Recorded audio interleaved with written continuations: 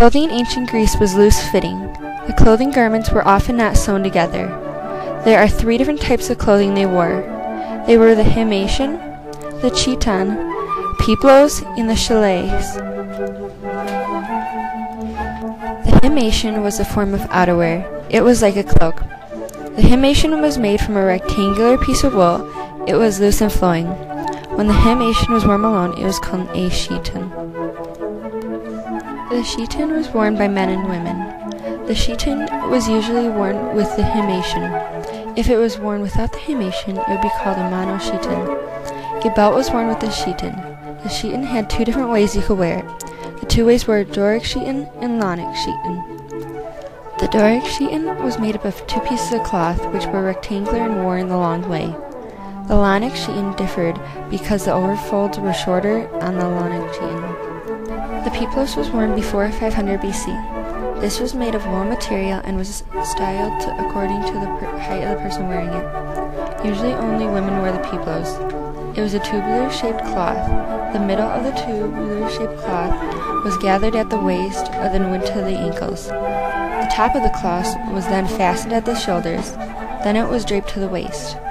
It gave the appearances of being two pieces of cloth. The chalames were worn by soldiers. The chalames were pinned at the right shoulder. It covered the soldier's armor during war. Women in ancient Greece loved to wear jewelry.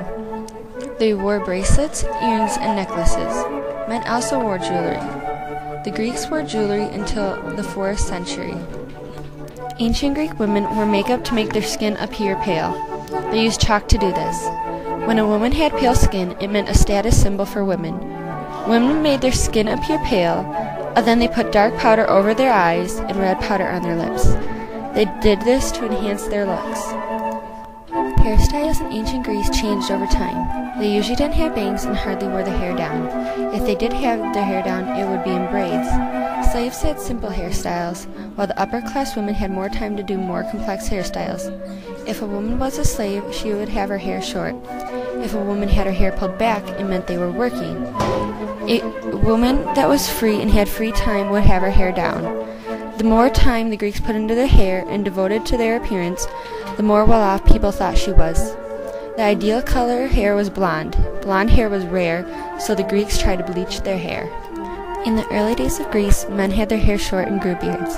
During the Hellenistic era, the beards were out of style. These were the common hairstyles for Greek men.